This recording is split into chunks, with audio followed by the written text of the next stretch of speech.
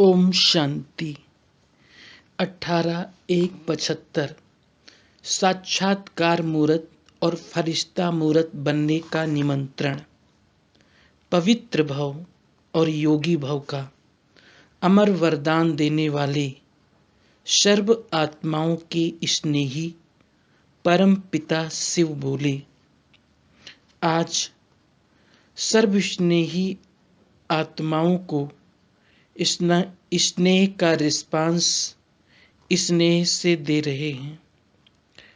नैनों के असवन मोती, गले की माला जो बच्चों ने बाप दादा को पहनाई है, उसके रिटर्न में ज्ञान रत्नों की माला बाप दादा दे रहे हैं। आज अमृत वेले हर एक स्नेही बच्चे का संकल्प बाप दादा के पास पहुंच गया। हर एक की रूह रिहान, एक एक का शुभ संकल्प, हर एक का किया हुआ वायदा पहुंचा। उस सर्व रूह रिहान के रिस्पांस में बाप दादा स्वयं अव्यक्त में मिलने की तमन्ना कर रहे हैं। बाप को बच्चे व्यक्त में बुलाते हैं और बाप बच्चों को अव्यक्त वतन में बुला रहे हैं। अव्यक्त वतनवासी बाप समान बनना, यही बच्चों के प्रति बाप की शुभ इच्छा है। अब बताओ, कितने समय में अव्यक्त वतन पधारेंगे? अव्यक्त वतन का मिलन कितना सुंदर है, उसको जानते हो? बाप दादा भी बच्चों के सिवाय वापिस घर नहीं जा सकते। घर जाने से पहले अव्यक्त फरिश्तों की महफिल अव्यक्त वतन में होती है। उस महफिल में बाप दादा सब स्नेही बच्चों को आह्वान कर रहे हैं।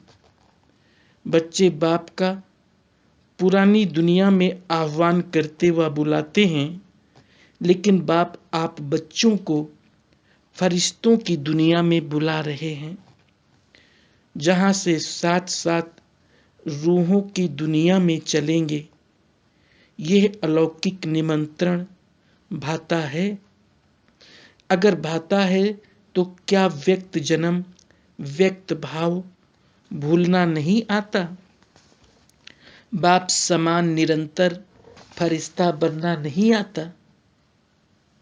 एक सेकंड का संकल्प निरंतर दृढ़ करना नहीं आता? बनना ही है, आना ही है।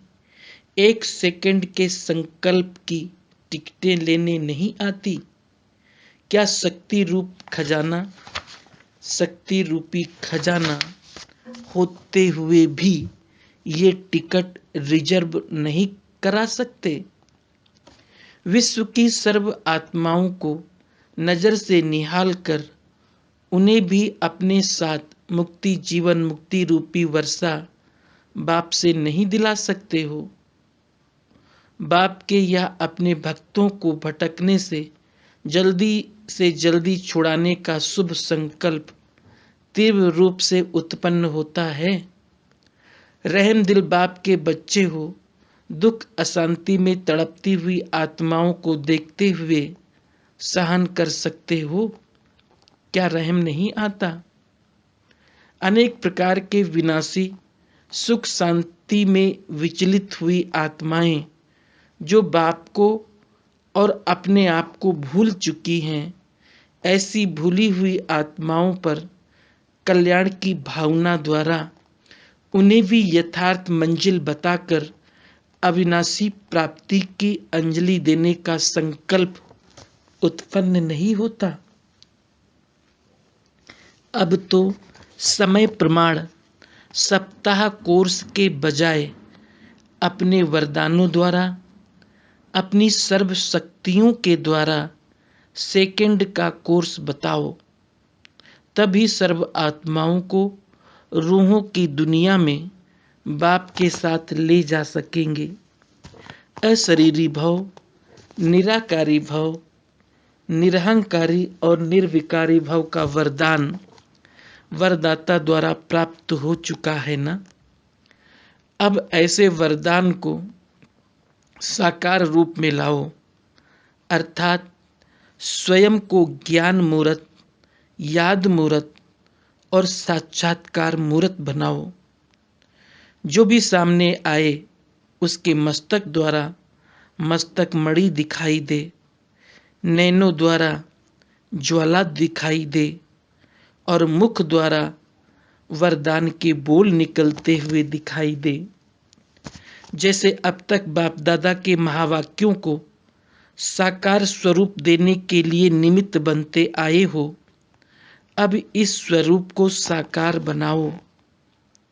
बाप दादा बच्चों के स्नेह, सहयोग और सेवा पर बार बार संतुष्टता के पुष्प चढ़ा रहे हैं, मेहनत पर धन्यवाद दे रहे हैं, साथ साथ भविष्य के लिए निमंत्रण भी देते हैं कि अब जल्दी जल्दी तीव्र गति से हो रही ईश्वरीय सेवा को संपन्न करो, अर्थात स्वयं को बाप समान बनाओ। बाप के आह्वान की पसारी हुई बाहों में समा जाओ और समान बन जाओ। स्नेह का प्रत्यक्ष स्वरूप है समान बन जाना। आज ही बाप दादा के साथ चलेंगे, ऐसे एवर रेडी हो या रही हुई सेवा का शुभ संबंध खींचेगा। सर्व कार्य संपन्न कर दिया है या अभी रहा हुआ है, वो फिर वतन से करेंगे। एक सेकंड में सर्व संबंध के लिए सेवा भुलाने का पुरुषार्थ करते हो, ऐसे ही अपना निजी स्वरूप व वरदानी स्वरूप सदा स्मृति में रहना चाहिए।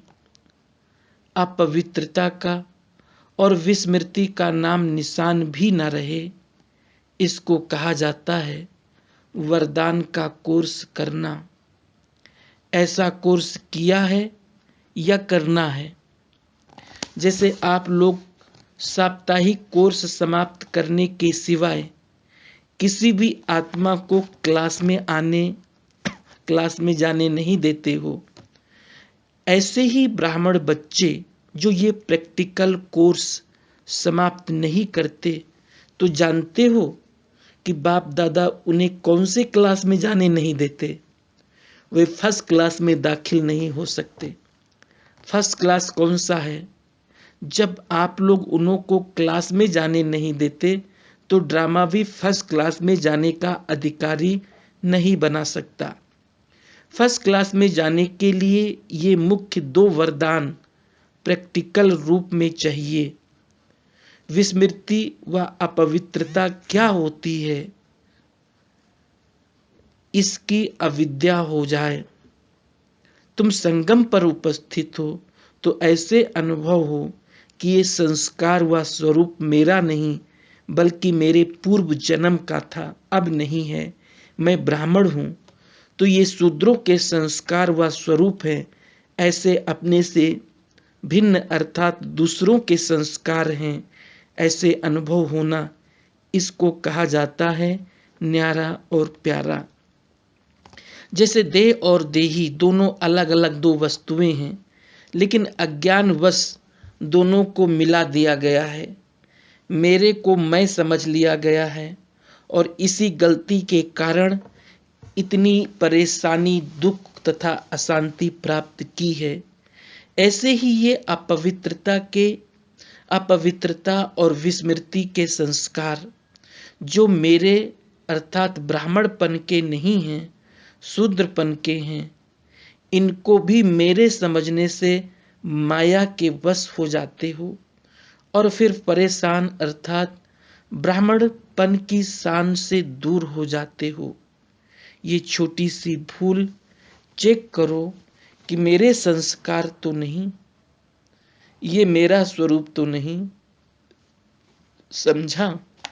तो इस वरदान पवित्र भव और योगी भव को प्रैक्टिकल स्वरूप में लाओ, तभी बाप समान और बाप के समीप जाने के अधिकारी बन सकेंगे।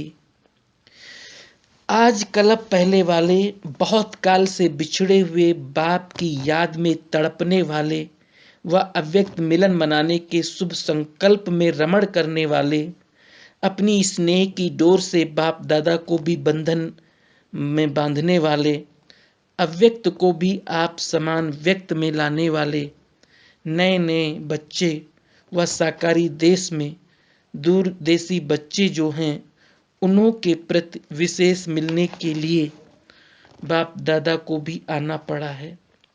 तो शक्तिशाली कौन हुए, बांधने वाले या बंधने वाले? बाप कहते हैं, वाह बच्चे वाह, शाबाश बच्चे। नयों के प्रति विशेष बाप दादा का स्नेह है, क्योंकि निश्चय की सदा विजय है। विशेष स्नेह का कारण ये है कि नए बच्चे सदा अव्यक्त मिलन मनाने की मेहनत में रहते हैं। अव्यक्त रूप द्वारा व्यक्त रूप से किए हुए चरित्रों का अनुभव करने के सदा शुभ आशा के दीपक जगाए हुए रहते हैं। ऐसी मेहनत करने वालों को फल देने के लिए बाप दादा को भी विशेष याद स्वतः ही रहती है। इसलिए बाप दादा आपकी याद आज की गुड मॉर्निंग व नमस्ते पहले विशेष चारों ओर के नए नए बच्चों को दे रहे हैं। साथ में सब बच्चे तो है ही, अव्यक्त रूप में अव्यक्त मुलाकात तो सदा काल की है। ऐसे वरदाता बच्चों को याद, प्यार और नमस्ते। अव्यक्त वाणी का सार। पहला, स्नेह का प्रत्यक्ष स्वरूप है बाप के समान बन जाना। दूसरा, बाप की वत्सों के प्रति यही शुभ इच्छा है कि वे बाप के समान बने। तीसरा, घर जाने से पहले अव्यक्त फरिश्तों की महफिल अव्यक्त वतन में होती है, इसलिए इस महफिल में सर्व स्नेही बाप दादा बच्चों का आह्वान कर रहे हैं। चौथा, अब तो समय प्रमाण साप्ताहिक कोर्स की बजाय अपने वरदानों द्वारा और अपनी सर्वशक्तियों द्वारा सेकंड का कोर्स कराओ, तभी आप सर्व आत्माओं को बाप के साथ रूहों की दुनिया में ले जा सकेंगे। पांचवा, पवित्र भव और योगी भव, ये वरदान प्रैक्टिकल स्वरूप में लाओ, तभी बाप समान बन सकते हैं और बाप के समीप जाने के अधिकारी बन सकते हैं। छठा, विस्मृति और अपवित्रता क्या होती है, उसकी अविद्या हो जाए, इसको कहा जाता है वरदान का कोर्स करना। ओम शांति।